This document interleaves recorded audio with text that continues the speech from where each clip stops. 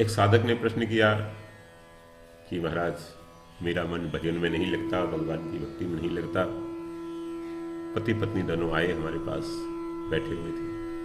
हमने पूछा, कितनी देर आप भजन करते हो? पहले तो ये बताओ, कितनी देर स्मरण करते हो प्रभु का, प्रार्थना करते हो, ध्यान करते हो, कितना समय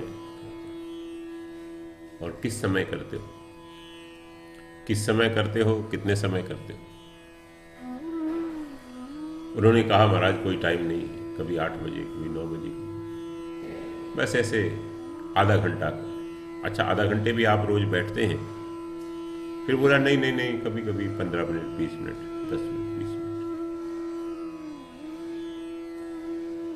कभी 5 मिनट ही। उनकी पत्नी बोल पड़ी, बीवी है, बीवी और बाबा है, तो वो बोल पड़ी कि महाराज ये 5 मिनट भी नहीं बैठते, 5 मिनट भी को नहीं बैठे। राजस्थानी थे, 5 मिनट भी को नहीं बैठे बाप लोग, बेचारा। बस स्नान करके भागते भागते अगरबत्ती जलाई, धूप जलाई, बस कर्पूर गौरम करुणावतारम संसार सारम, बस 2 मिनट में ये अपनी सारी पूजा करके भगवान शंकर को जल अर्पण करके बेलपत्र चढ़ाकर धूप दीप दिखाकर भागते हैं। तो भाई आप बैठते ही नहीं तो ये शिकायत कैसे आई? आप बैठते ही नहीं, उनसे देखते ही नहीं, तो ये शिकायत कहां से आई? ये मन में आपका ये प्रश्न कैसे हुआ कि मन लगता ही नहीं? ये प्रश्न तो तब आना चाहिए जब आप नियमित रूप से ब्रह्म मुहूर्त में, भजन का जो समय है वो ब्रह्म मुहूर्त है। हमारे यहां समय का वर्गीकरण किया है, टाइम को क्लासिफिकेशन किया, क्लासिफाई किया है, बड़ा सुंदर किया है। दिन बनाया है काम करने के लिए। दिन में आप 2 पहर 3 पहर काम करें, 6 घंटे 8 घंटे, जिससे आपका निर्वाह हो सकता है, काम करें। रात्रि बनाई है विश्राम के लिए। रात्रि में 2 पहर 3 पहर विश्राम करें, 4 पहर होते हैं रात्रि में। और सुबह का जो ब्रह्म मुहूर्त बनाया है और संध्या समय बनाया है, ये खासकर ब्रह्म चिंतन के लिए बनाया है, इसलिए उसका नाम ब्रह्म मुहूर्त दिया है ऋषियों ने। ब्रह्म मुहूर्त है वो, ब्रह्म का ही मुहूर्त है वो, वहां मुहूर्त नहीं निकलवाना किसी से। रोज आता है मुहूर्त, पंचांग में मुहूर्त देखने की आवश्यकता नहीं, अपने आप ऑटोमेटिकली वो ब्रह्म मुहूर्त है। जैसे कोई काम करना है आपको, तिथि ठीक नहीं निकलती,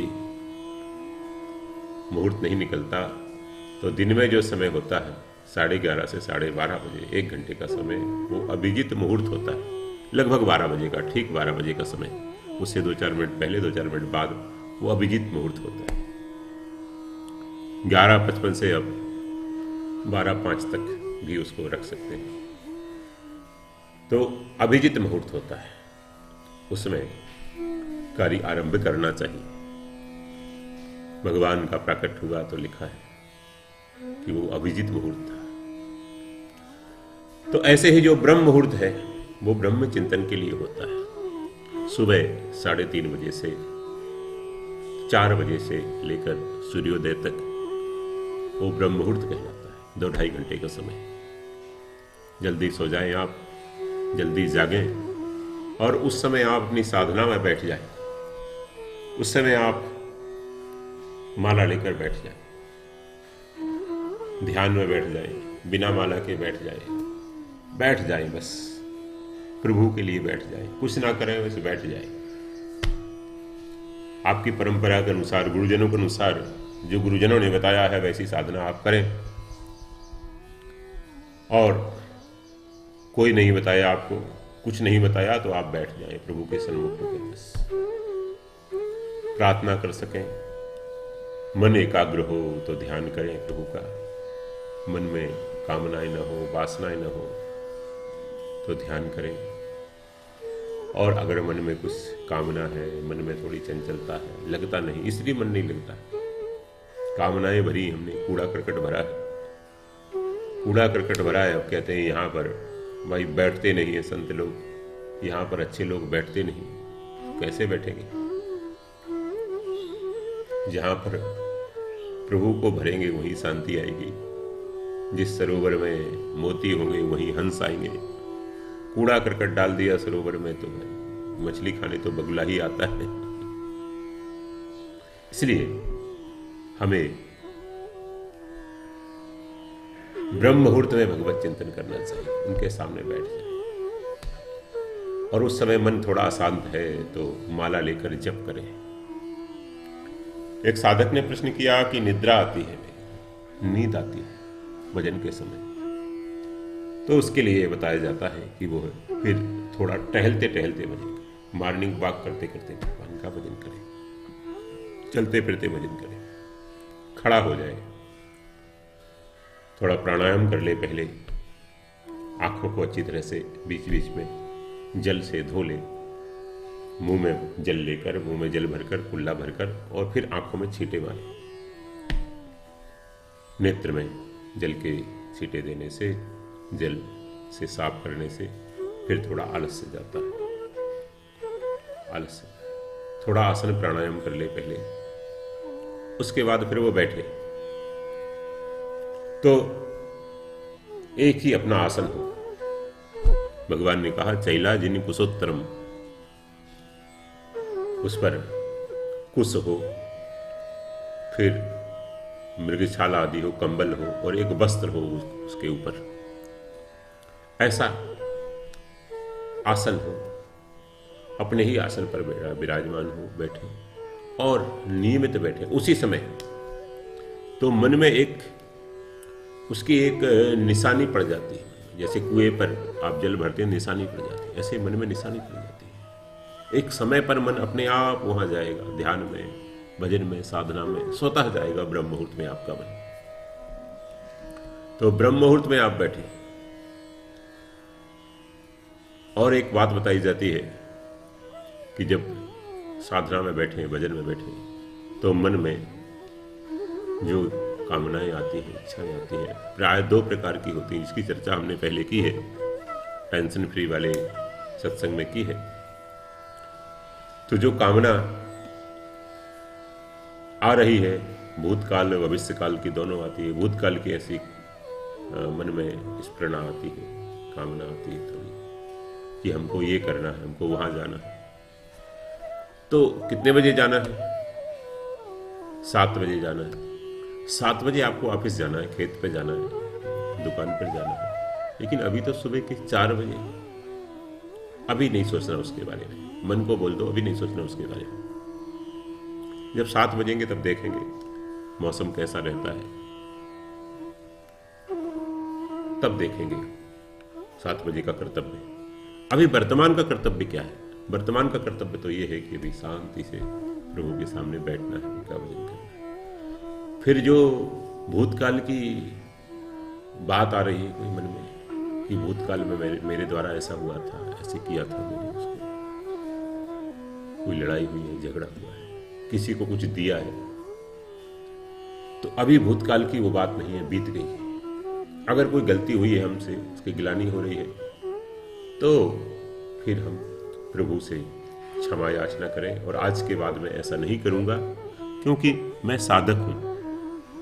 मैं साधक हूं तो साधक की तरह जीवन बनाना पड़ेगा। ये पहले आपको बताया है कि व्यवहार और परमार्थ का इंटरकनेक्शन है, दोनों का अंतः संबंध है। इसलिए व्यवहार हम बड़ा शुद्ध रखें, व्यवहार शुद्ध रखें। जो भजन करना चाहते हैं, ध्यान करना चाहते हैं भगवान का, उनके लिए अपना व्यवहार अच्छा रखना चाहिए। दूसरों से हम गलत व्यवहार करेंगे तो मन हमारा अशांत होगा ही।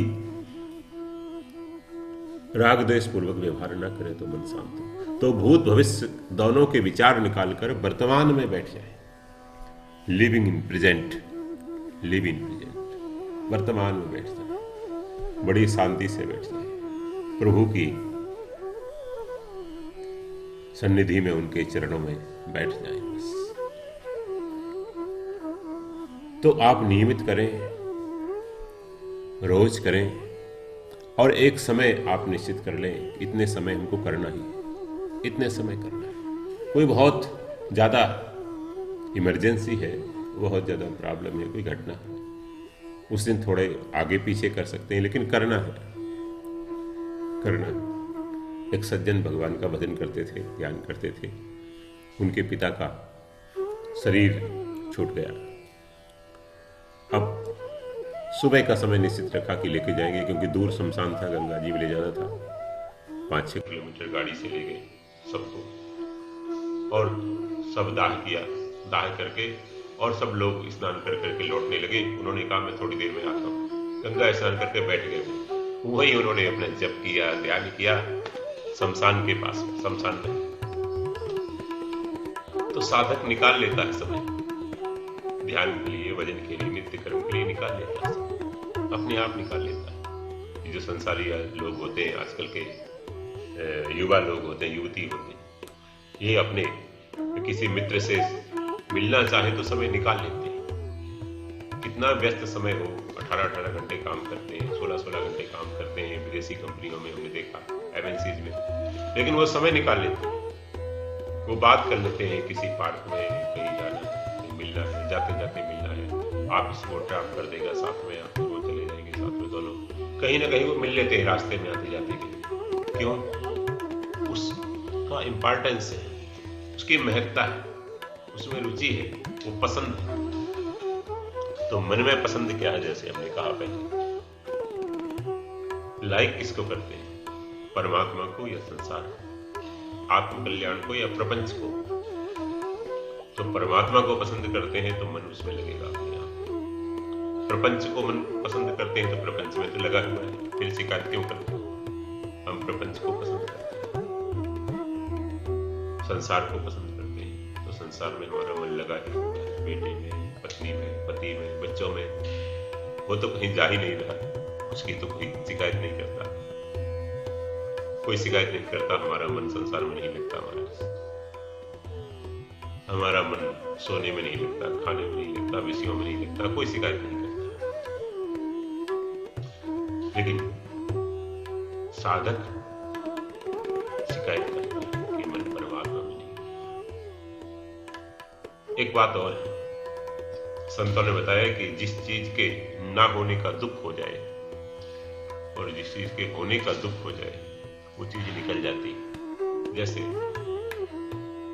भजन ना होने का दुख होगा, क्या करें, समय बीत रहा है, भजन नहीं हो रहा, कोई साधन नहीं हो रहा, कोई परोपकार नहीं हो रहा, मेरे से कुछ नहीं हो रहा, क्या करें, समय जा रहा है। ऐसे ही एक दिन खाली हाथ चले जाएंगे, अचानक शरीर चला जाएगा, ये दुख हो जाए।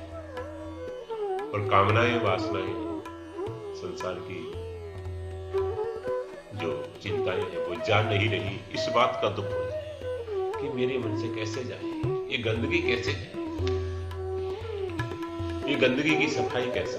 हे नाथ, उस समय आप भगवान से प्रार्थना करें। एक बात साधकों के लिए महत्वपूर्ण प्रार्थना, भगवान से प्रार्थना करें। प्रभु का मोबाइल नंबर आप लोगों के पास होगा, नहीं तो आप ले लें इसी चैनल पर, प्रभु का मोबाइल नंबर।